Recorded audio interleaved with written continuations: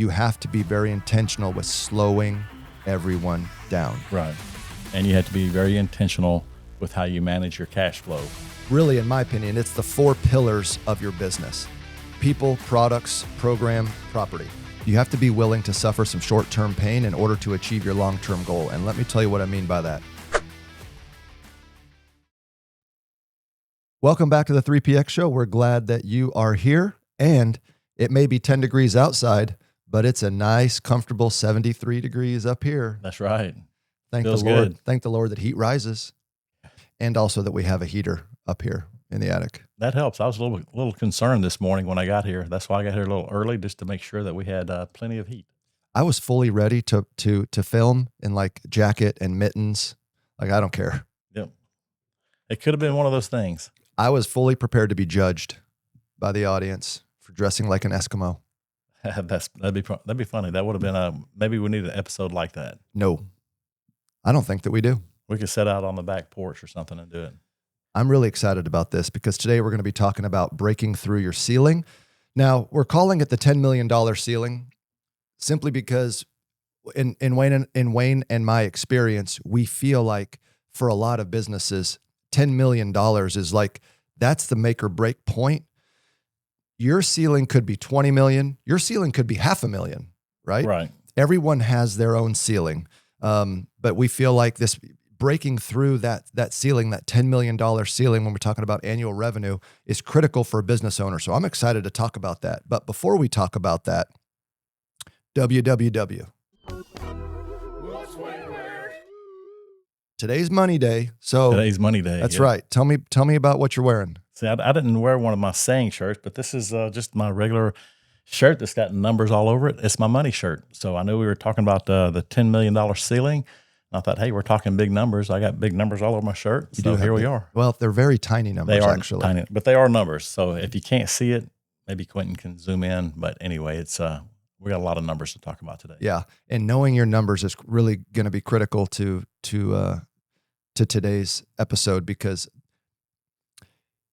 if you don't know your numbers, you're not going to be able to make the right investments. If you don't know your numbers, you're not going to be able to see where you're hitting the ceiling today, or if that ceiling is coming up, because the numbers, most of the time, the numbers, your P&L or your cash flow statement in particular, is going to tell you how you're trending. If you're trending towards the ceiling, or particularly financially, it's going to give you all the right indications. Yeah, and you're going to feel it throughout your cycle, because you're going to hit a sweet spot where your numbers are really, really good and you're making a lot of money, and you're feeling great about it.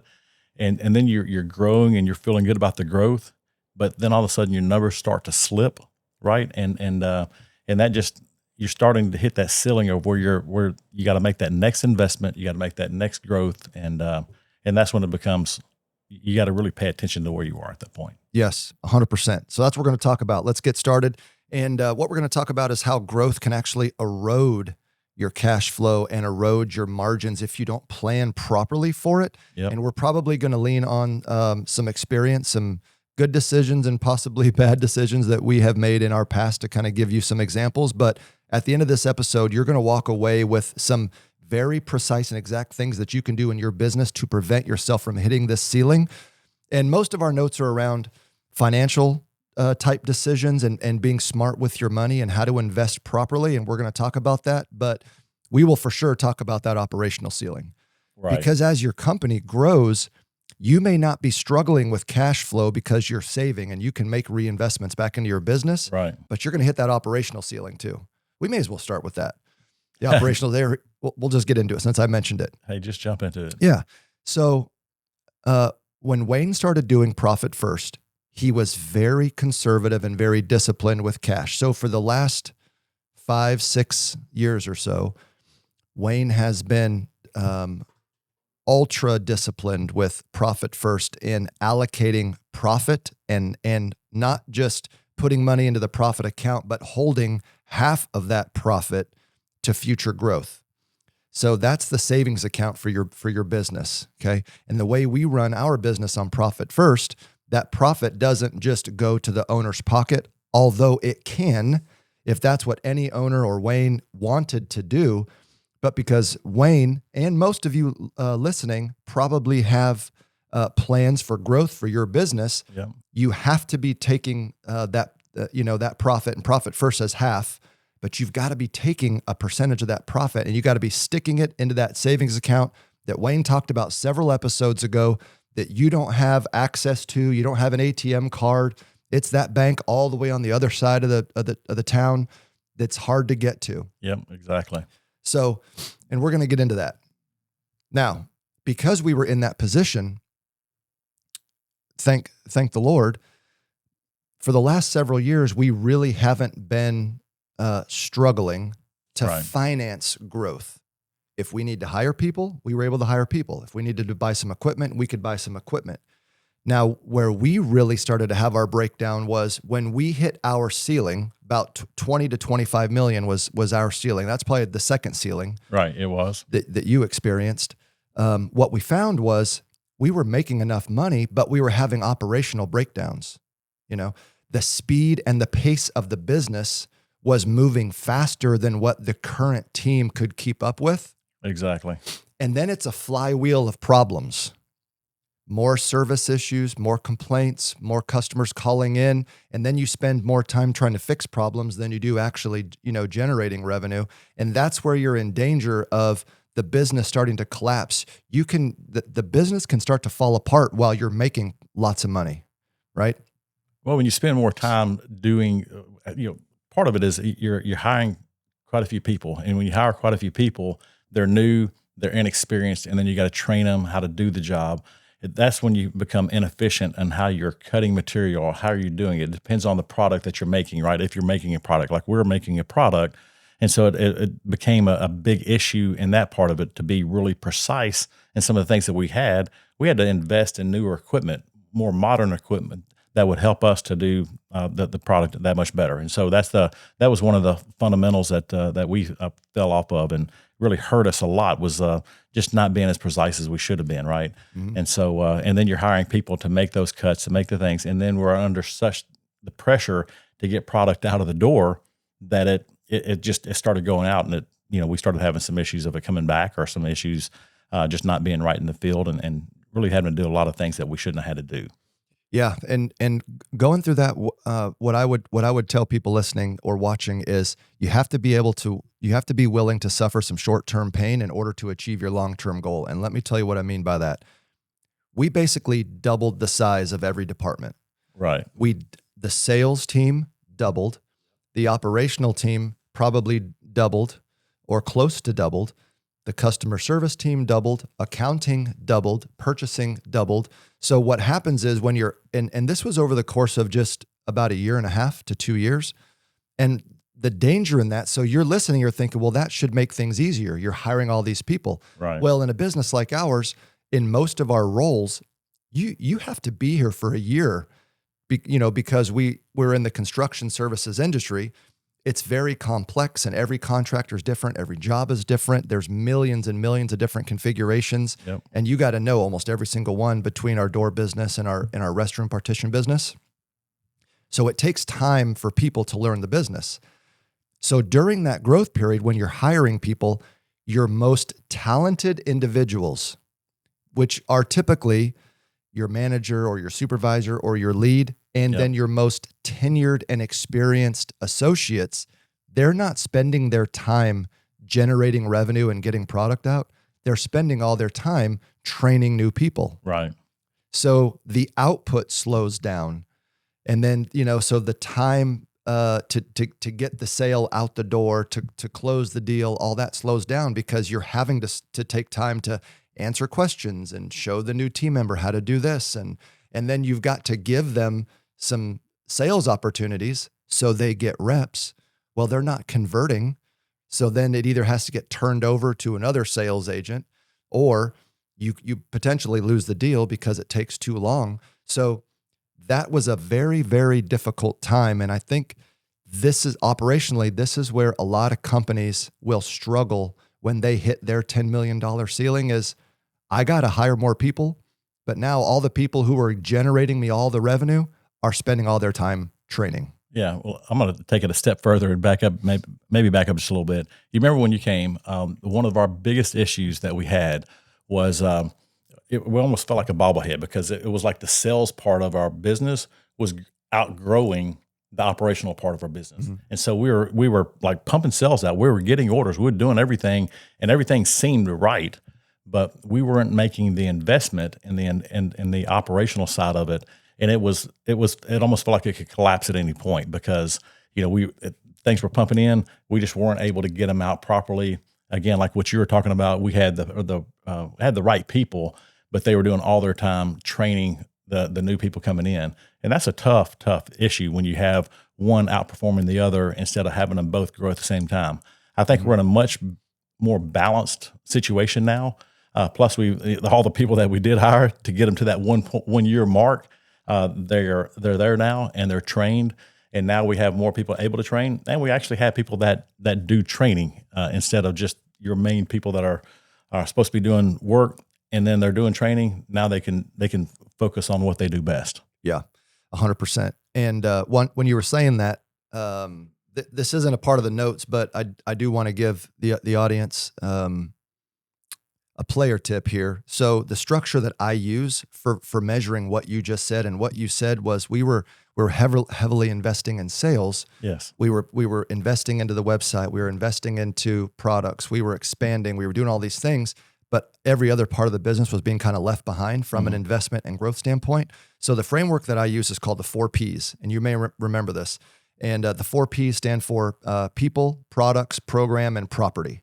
So it's really, in my opinion, it's the 4 pillars of your business: people, products, program, property. Well, we were investing in products, how we're selling products, the products that we're selling. We're spending a lot of money there, but there was really no business investment made in people, property, or programs. And program being documented processes, the systems that people are using to do their day-to-day job, that kind of thing.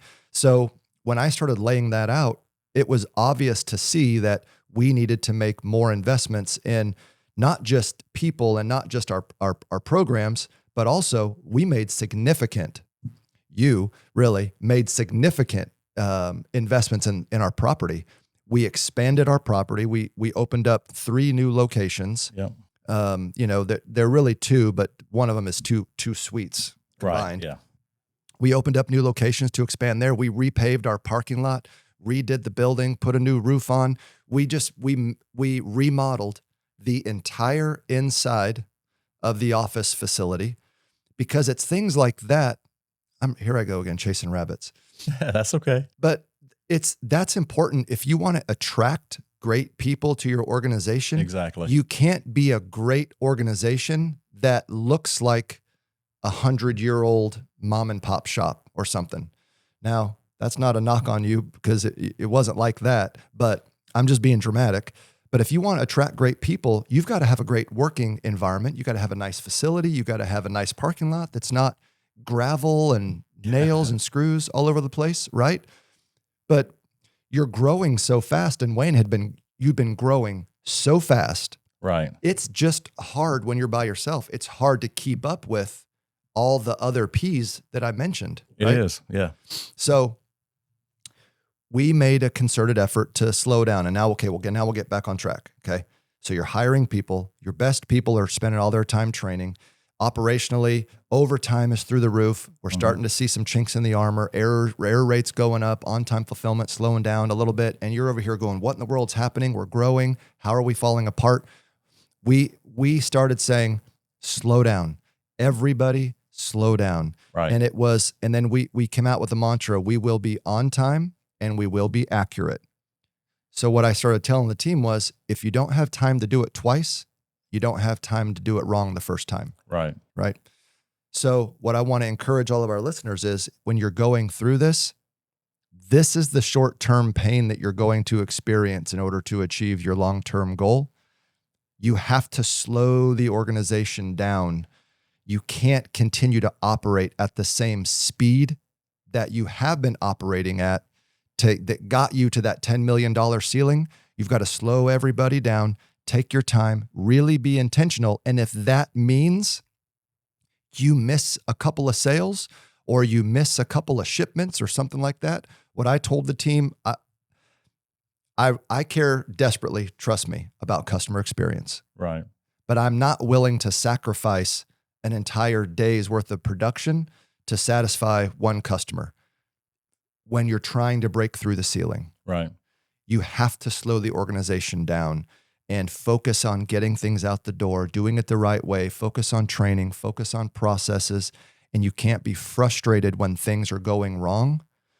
So I know I'm ranting here again, but the biggest takeaway for this time in your business's life is you have to be very intentional with slowing everyone down. Right. And you have to be very intentional with how you manage your cash flow. We cannot emphasize that any more than what we've already talked about, but your operation part of it is super, super important to make sure you do that. But you can't invest in your operational if you're not investing in your business year before, 2 years before. Because if you don't have the cash in the bank or have the finances in the right positions, because you can be way high on your accounts receivable or just upside down on your accounts payable. If those ratios aren't right, a bank's not going to look at you. So you got to have the right ratios, but you also have to have the right amount of cash in the bank to be able to make the investments. And then if you're all of a sudden you're selling a lot and you get those great sales and it's clicking and going real well, and you don't have the money to make the investments in the team, or you don't have the money to make the investments in the equipment, maybe because you're pulling too much money out, or maybe just because you don't have yourself priced right, or whatever the situation is. If you don't have those kind of things in place, you're still at a dead end street. Mm-hmm. So I think what's key to what you're talking about is you don't want to find yourself in the situation hitting a ceiling and be broken cash. Yeah. So some of you are there right now, and that's where you need to hire a coach or a consultant or someone to help you navigate those rough waters. I know that's why I kind of chased that rabbit a little bit on that one myself, but because I've been there, right? I've understood that, and listening to you talking about it and the operational side of it, I just had to throw that back out again. That make sure that you have yourself positioned.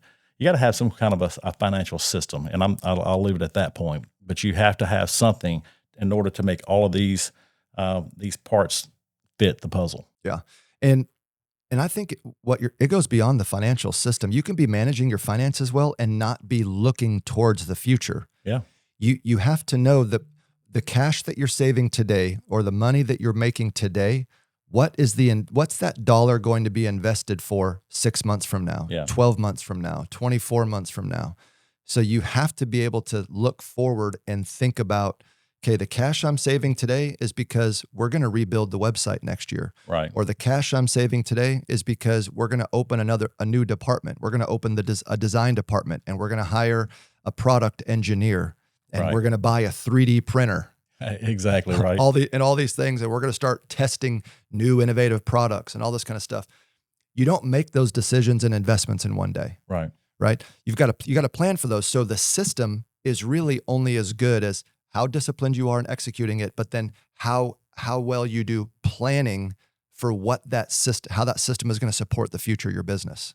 Well, 4 or 5 years ago, we thought that we were planning for the next year, and we'd talk about the year coming up, but we really never planned for it. We were basically planning day by day, week by week, and that was it. Now we look at it and we're actually being able to plan for, hey, what are we going to do next year? What are we going to do in 2027? Those are the things that are super important, because if we know that, hey, this is coming, we know how to plan for it. We know how to budget for it. We know how to make sure that we have the right amount of cash, the right equipment, because sometimes some of the equipment that we're buying now, it can take a year to get here. So if we're not planning for it a year or 2 years in advance, then by the time it gets here and we're ready to go, we're already a year behind, right? Mm-hmm. So you have to really back up and plan and make sure you're very intentional. I like that word on this episode today is intentional, because everything that we're doing, you have to be ultra intentional to make sure that you're doing it the right way. So that's really the first move that you're talking about, and that's you got to know your numbers. You need to know what your capacity is so that you don't overinvest, and you've got to make sure that you're monitoring your margins. And I'm sure every business owner and leader that's listening right now live and die by some type of a gross profit or margin report. But when you're in a period of either breaking through the ceiling or seeing that ceiling approaching, those critical KPIs, you have to monitor even more and understand the money that's coming in, the money that's going out, so that you can navigate that ceiling as much as possible. Right. Now, the next one here is, we've got lots of examples, okay? But basically what we're talking about is start small. When you break through a ceiling and you know it's the next big piece of equipment in our world, it's buying the next big piece of equipment. And I'll just go ahead. Can I say what it is? You can say it. So we're talking about powder coating. Yeah. Right. And, because we're talking about 2026 and 2027, Right. we really haven't got past that, but we're looking at a major powder coating system that's probably going to be close to $2 million. Yeah. Okay. Now, because we're hitting a ceiling in an area of our business, and we feel like this is going to really uncap the revenue potential for an area of our business if we start offering this in-house. But here's the player tip. We're not going to go out and just spend $2 million on a powder coating system. Right. We're going to go get a spray can, and we're going to buy a little system with a filter, and we're going to do this kind of manually, by hand. We're going to take our time. So the second player tip here is, start small. Don't over invest right away. Iterate your way into your big ideas with small steps. Right. And that's what we're planning on doing to test and make sure that we can start generating revenue with this new offering before we just go throw a bunch of money at it. Hey, you got to take it step by step. And that's how we've done it from day one is we get into an area and we work at it. We go slow. And actually we go pretty fast at it a lot of times, but faster than what we think we do. But you have to walk into it. And so some people can afford to go put the whole thing in and spend a couple of $1 million right off the bat. We're not at that point yet. Mm-hmm. And we probably could be at that point right now if we wanted to actually do that. But you got to prove it out first too. Yep. You got to make sure it's going to do what you want it to do. So, and we haven't proven it out yet. So bad ideas that cost $2 million are a lot more painful than bad ideas that cost $100,000. 100%. Yes. So if you're looking to expand, break through that revenue ceiling, that operational ceiling, whatever it is for you, start small. And then the other part of starting small is you don't have to hire full-time people all the time. We onboarded part-time people, like in the IT department. We onboarded part-time folks. In purchasing, I believe we onboarded some part-time folks. We utilized summer help. We utilized interns and some programs that were around, for the state of Tennessee. We had college kids come in and help us, to kind of get over the hump. And once you hire some of that part-time help, as you're growing, then you can afford to move those to full-time positions. Right. But I'll tell you, unless you're the type of company that will just hire and fire people and cut jobs and all that, and that's not our culture, payroll is not variable, in my opinion. When you hire that person, if you're not making extra revenue to offset that cost, that's a big punch in the gut to the P&L. It is. And payroll is, that's one of those, like you said, it's not variable. I mean, if you look at it week to week, it can be variable, but it's really more of a fixed cost because it's something that that you have to have. And if you're going to continue to grow, and it also brings loyalty with your people, because you want to, I've always believed when you hire somebody, keep them here for a life. Let them be a lifelong employee that's going to stay here and work with you and help you build the company, because the longer you keep people with you, the better your operation runs. If you're constantly in a turnover battle with team members, then you're going to be in a constant state of chaos all the time. Mm-hmm. And there's no way around that. Absolutely. So, to close that last little player tip here is, okay, start small. When you're breaking through the ceiling, you're already moving fast. Things are stressful. Things are starting to, kind of fall through the cracks. Start small. Try to understand exactly where the bottleneck is in your business. And if it's on the people side, hire part-time, hire some remote workers, look at some interns, see if that relieves some of the stress or the pressure. And if it's going to be investing in some infrastructure, start small. You don't have to hire AI automated robots right off the bat. Right. Maybe you're buying a new cart. Maybe you're getting a new a new, what are those little ATV things called little golf cart? Golf Maybe you're cart, getting a yeah. golf cart so people don't have to walk all the way through the facility, right? They got a cart to carry them faster, so it's small things that can make a big impact. So don't feel like you need to just jump right in and make that next big investment. Start small, prove your ideas out. The next thing here is making sure that your financial structure matches your asset life. Now, Right. I will tell you, we have chosen to operate our business really conservatively. And when I say conservatively, I mean we don't carry much debt Right. at all. Our line of credits that we use, to pay bills and pay payroll, we pay off every 2 weeks. Right. When we do Yep. our cash flows, we pay cash for equipment because we're saving money and planning for it. Yep. In fact, really, if the debt of the company is really just kind of held by you with the 4 p.m. building that, Right. the new facility that we just bought, and then the current facility that we own. Mhm. Outside of that, there just isn't a lot of debt. There's not, and that's by design, intentionally. I mean, we started out with nothing, and so as you grow, you don't want to find yourself leveraged too heavily. I know several people. I know a bunch of people that run their businesses the opposite way because debt can be a way to gain wealth and all that. I just have chosen to go the opposite direction because it's still hard for me to see and comprehend that part of it. But also look at the amount of money that we're putting over into our profit account when we put the way we do it in the system that we use. That also tells us what we can afford, how much we're going to be, however much we can put over there every quarter. When you break that up by 3, then when it's up basically in 1 quarter, that kind of gives you an idea of, hey, I can afford this because I'm putting this amount of money over in cash. So I can afford a note. Now you don't want to spend it all, of course, but at least it lets you know, what kind of a loan that you could actually afford to pay back if you ever had to pay back a loan like that. Yep. So a lot of people making investments, you're buying machinery that's going to last you 10 years. Yeah. Don't get a 2-year lease or a 2-year loan. So that's really what we're talking about is you want to align the financial structure for your business around the asset life of the things that you're investing in, the things that you're doing.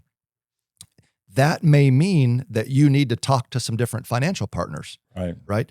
Because this piece of equipment that you really need, maybe the financial partner you're dealing with doesn't want to loan you any money for longer than 3 years, right? But if that piece of equipment's going to be in your business for 10 years or longer, it doesn't make sense for you to pay it off after 3 years if it's going to sit on the balance sheet for 10 anyways. Right. So take the time to look at the type of investments that you're making and make sure that your financial structure for how you're financing your equipment, how you're financing your growth aligns with the lifetime value of that equipment. Now, you might be making short-term investments. Well, don't long-term finance something that's only going to be in your business for a year, 2 years, whatever it is. Right. We could also talk about products. Be careful using line of credit when you're to finance product growth, because if the margins aren't right and the cash flow isn't right, you can find yourself upside down with line of credit. Your product's moving, but you're not paying down the product cost, and you can be upside down there too.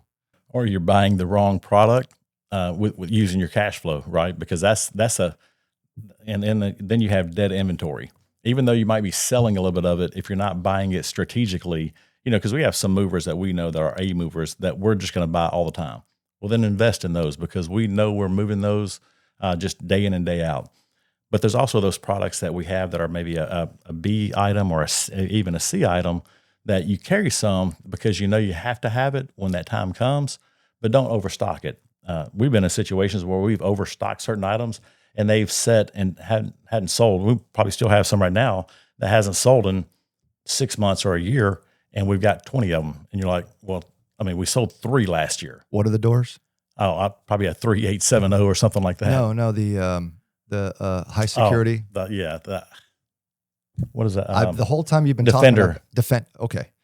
No knock against this vendor or against Defender doors because it's an incredible product. It is, definitely. It's just not a product that sells online. It doesn't sell online. And that's the CDF business, is selling online. Right. So we made an investment based on the feedback of, a good partner vendor of ours, and, some customer data. And it was a bad move. We brought a bunch of product in, and it sat and sat and sat. And it's a great product. Don't get me wrong. And we finally sold a big portion of it not long ago, but Yeah. it just, it Cheap. Yeah.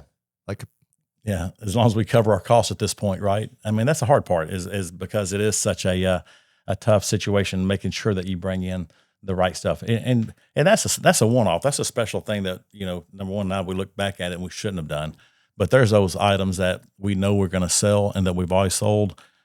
Sometimes you have to just put those on a special order type of thing now, especially when you have really good partnerships with your vendors, which we do. That's another thing. You want to have great people that work for you, but you also want to have great people that work for you but don't work for you, and that's your vendors, that's your partners.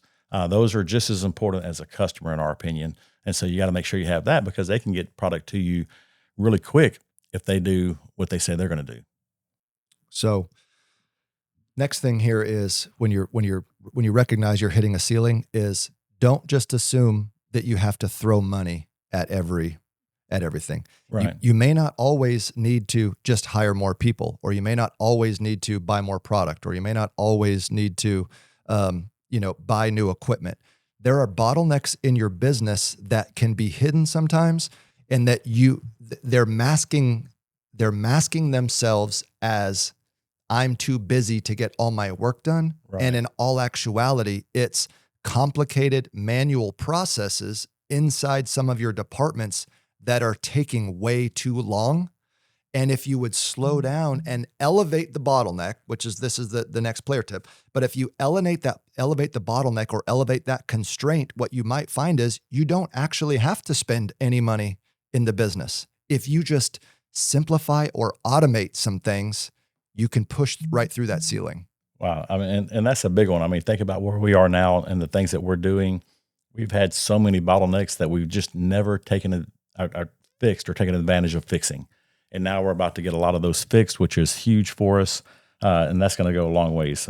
But that's one of those underlying ones that you don't even see the cost, because it's almost a hidden cost, but it's there day after day, month after month.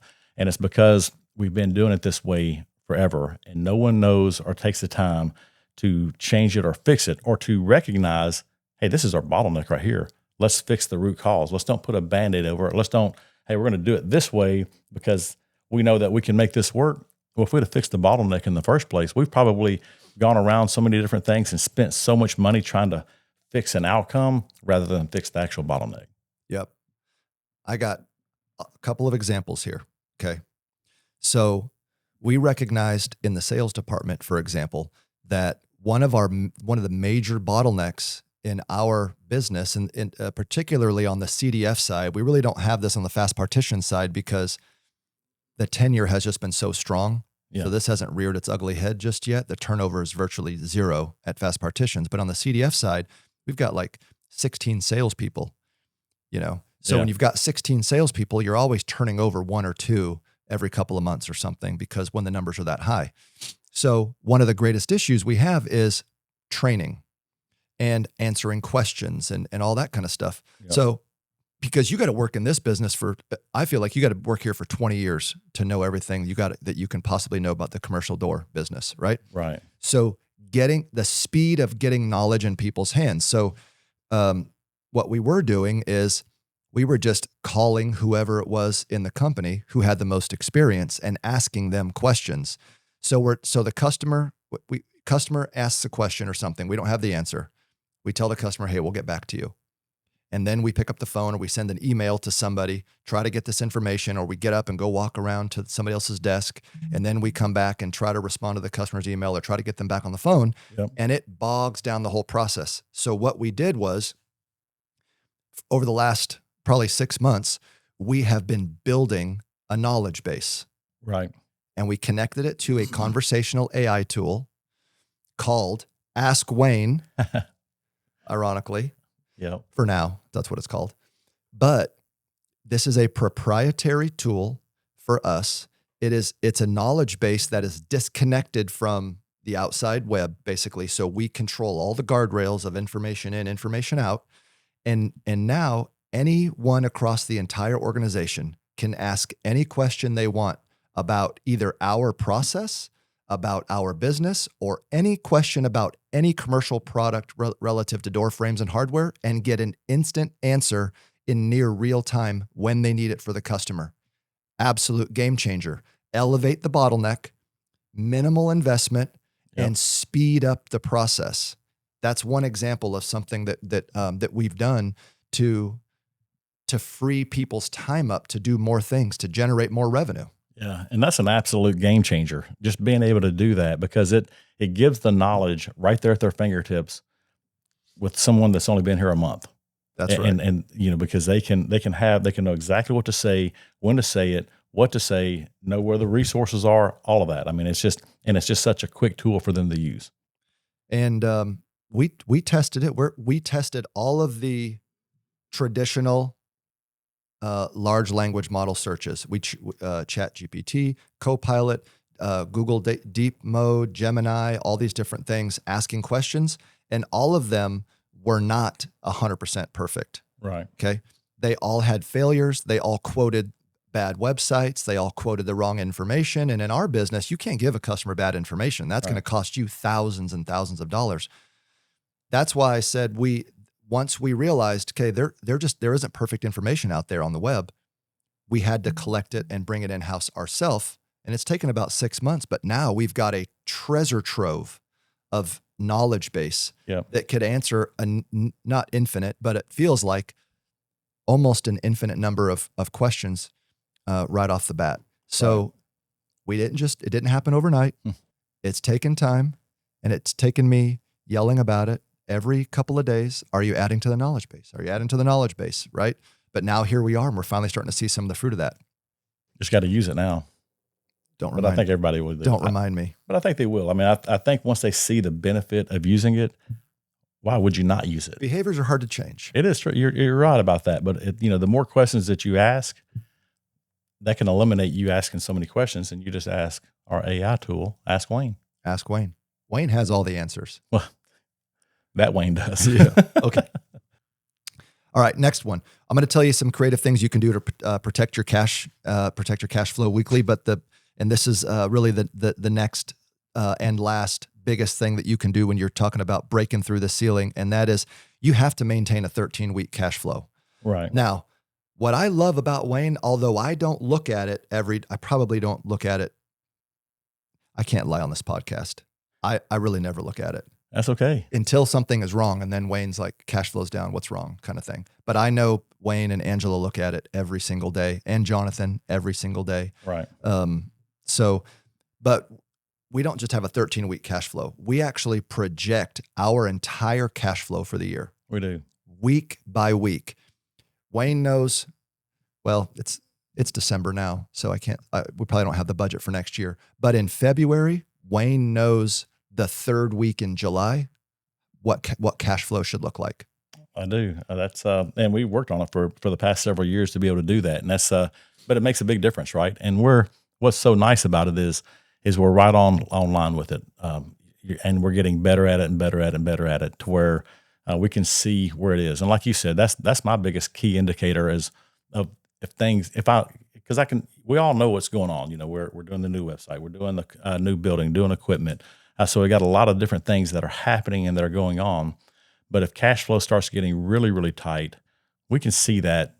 And I see that before anybody else does, because that's when I start asking questions, what's going on? Yeah. And so I can see that pretty easily. Even just after a few days, we've got it dialed into now where after a Monday or a Tuesday, if that Monday should have been a $300,000 Monday for CDF, if it should have been a $70,000, $80,000, Monday for FP, whatever the case is, after a couple of days of those, you see it right away.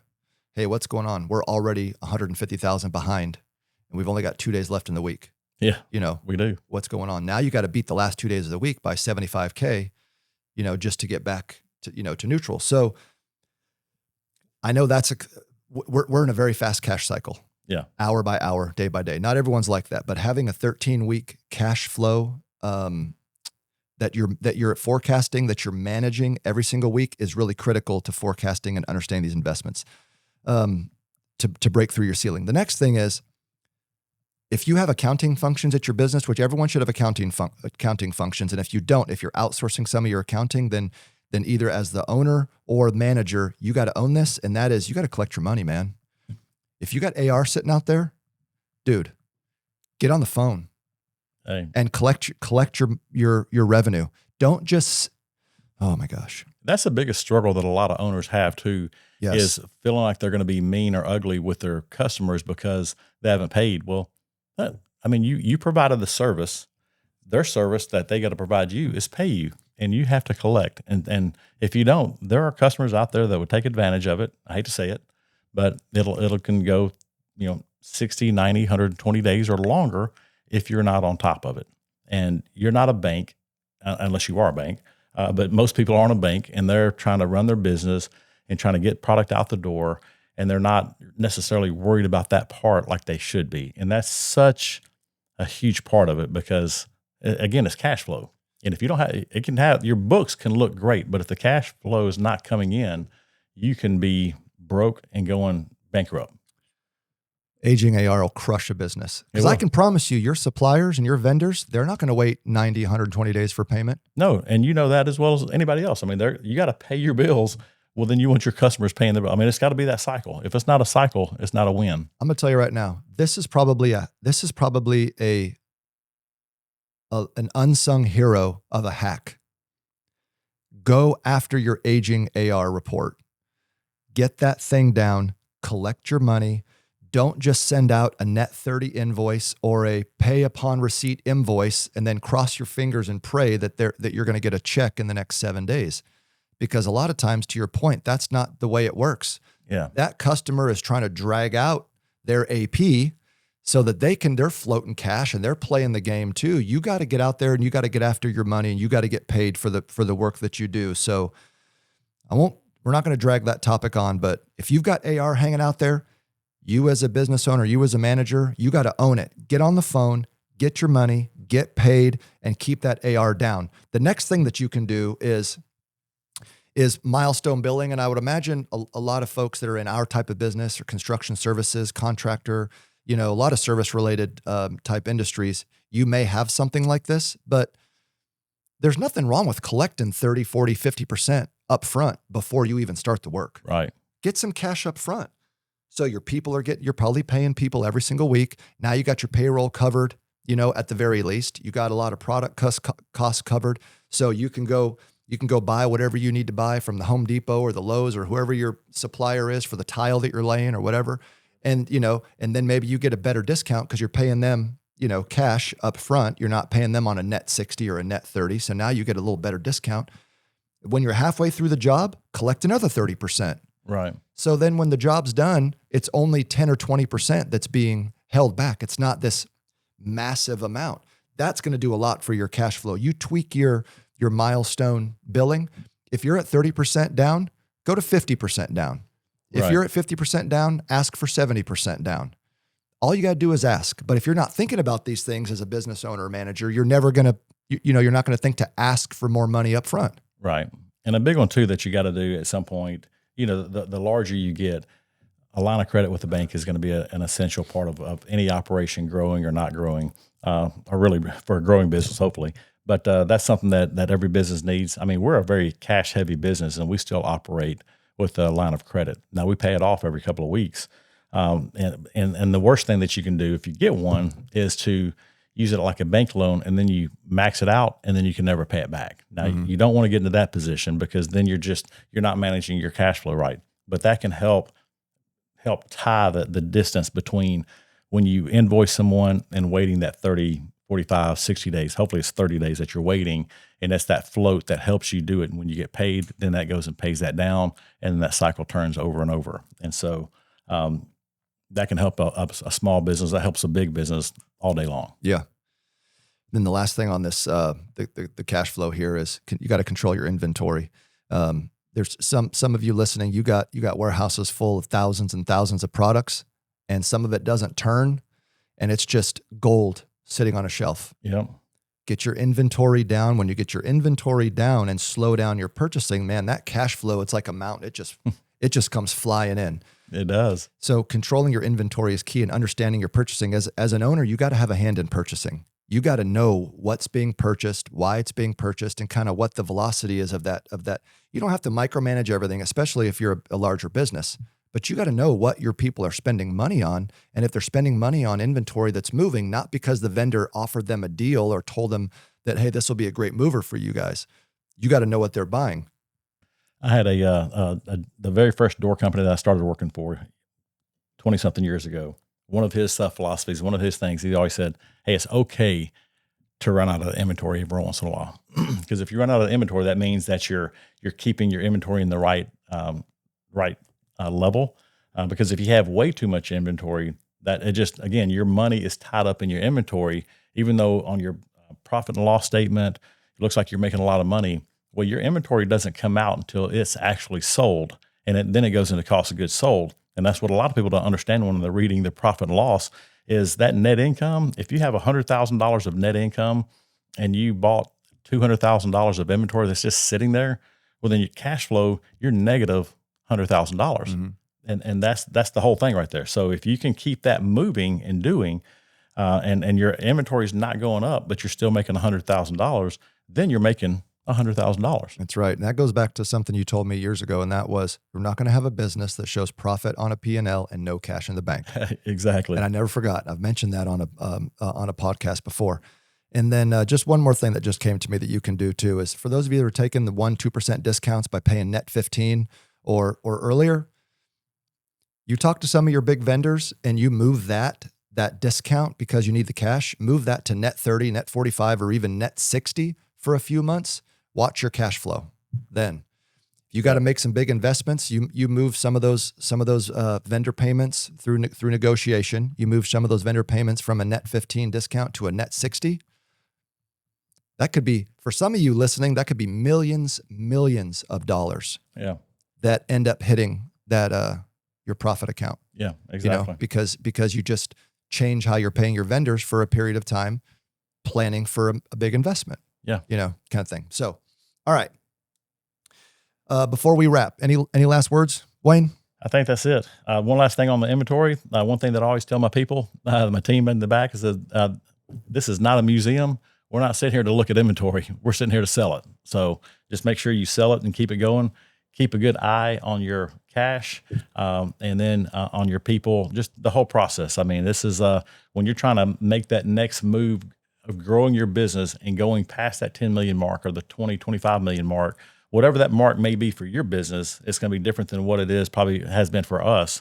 But you can feel it because you're going to hit a sweet spot where you're making a lot of money, but then you're going to hit that spot where you're growing and everything seems to get really, really tight. Then you need to start really paying close attention to where you are financially, where you are in your business, and if there are any bottlenecks or what you need to do to make that next step. Yeah. And we've been there. We've lived it. Wayne's lived it. You're talking to an owner who went from $15 million in revenue, making great money, to $20 million in revenue, losing money. Yes. That's what happens when you don't have, the right people around you to help you manage breaking through that ceiling. Okay. So it's real. And if you need help, call us. We'll talk to you about it and we'll help you through it. But yep. Thank you for watching the 3PX show. We love you. We appreciate you. Don't forget, like, share, subscribe, all the things. And we can't wait to talk to you on the next episode. See ya. See you later.